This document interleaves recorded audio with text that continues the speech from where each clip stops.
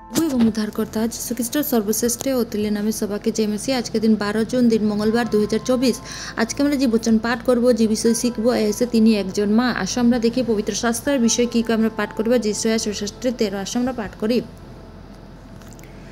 যেমন মা তার সন্তানদেরকে সান্ত্বনা দেয়, তেন আমি তোমাদেরকে সান্ত্বনা দিব এবং তোমাদের জেরুসালেমে সান্ত্বনা পাবো। পৃথিবীতে আমরা প্রেমের অনেক রূপ দেখতে পাই। বন্ধুরা একে অপরের প্রতি ভালোবাসা দেখায়। পারিবারিক সম্পর্ক থেকে অদ্ভুত প্রেম আছে। স্বামীদের তাদের স্ত্রীদের প্রতি ভালোবাসা থাকে এবং তার বিপরীতে ভালোবাসা বিভিন্ন উপায়ে স্পষ্ট হয়। নিজ শহর, সম্প্রদায় এবং জাতীয়তার সীমা অতিক্রম করে। পৃথিবীর সকল ভালোবাসার মধ্যে একজন মায়ের ভালোবাসাই সবচেয়ে বড়। যদিও আমরা প্রভু যিশুর ভালোবাসা অতুলনীয় এবং সবকে ছাড়িয়ে দেয়, এই প্রেম শুদ্ধ আমাদেরকে সন্তুষ্ট করে না, আমাদের রূপান্তরও করে। এটি একটি বলিদানমূলক ভালোবাসা যে অনেকগুলি পাপকে আবৃত করে। একবার একজন ব্যক্তি যে বহু বছর ধরে পাপ বাঁচেছিল, সে একটি স্বপ্ন দেখছিলেন। এই স্বপ্নে বহুত লোক প্রভু যিশুকে ক্রুশবিদ্ধ করার জন্য উচ্চস্বরে ডাকল।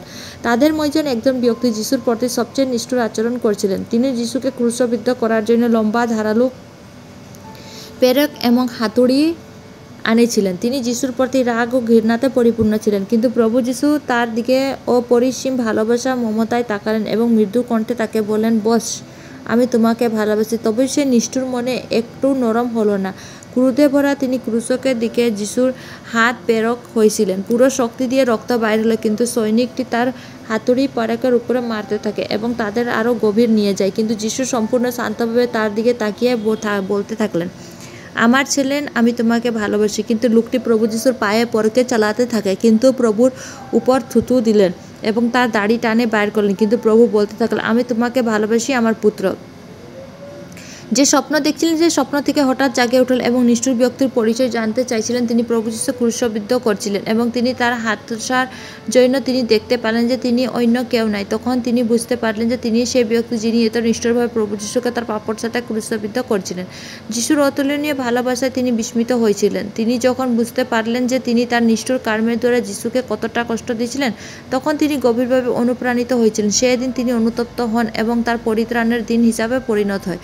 তিনি খ্রিস্টের একজন দাস হয়েছিলেন, বহু বছর ধরে প্রভুর জন্য অক্লান্ত পরিশ্রম করেছিলেন। ঈশ্বর সন্তানের আমাদের প্রভু যীশু খ্রিস্টের কালভারি প্রেম আপনার জীবনের সমস্ত সমস্যা একমাত্র সমাধান।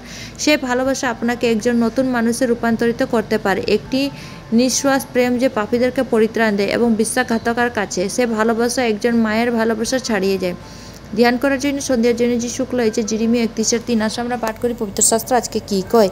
সদাপ্রভু অতীতে তোমার কাছে আবির্ভূত হয়ে বললেন, ইসরায়েল, আমি তোমাকে অনন্তকালীনভাবে ভালোবাসা পাইছি, তাই আমি তোমাকে বিশ্বস্ত চুক্তি দিয়ে আমার কাছে টানছি। আজকে পবিত্র বচনগুলো পড়ার যুগে প্রভু যিশু পড়বার শুনবার সবাইকে আশীষ করবেন। ধন্যবাদ। আমেন। হালেলুয়া।